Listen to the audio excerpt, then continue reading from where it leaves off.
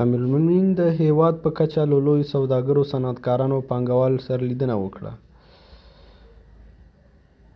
شیخ الحدیث مولوي هیبت الله اخندزاده تېره ورځ کندهار کې د سوداګرۍ او پانګونې او د صنایعو او معدنونو خونو له ګډ پلاوي سره چې د هیواد په کچه سوداګر، صنعتکاران او پانګوال پکې شامل وو لیدنه وکړه. نوموړي په دغه لیدنه کې وویل چې د اسلامي امارت تل د سوداګرو، صنعتکارانو او پانګوالو ملاتړ کړی او راتلونکي کې به هم دې ته ځانګړې توجه او پاملرنه وکړي.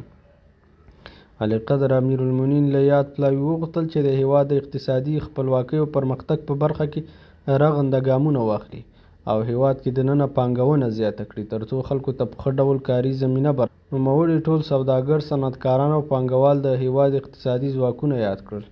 په دغه لیدنه کې د اوبو او انرژۍ سرپرست وزیر ملا عبداللطیف منصور، د چارو ادارې لوی رئیس مولوي احمد جان احمدي او د کندهار والي حاجي محمد یوسف وفا هم حضور درلود.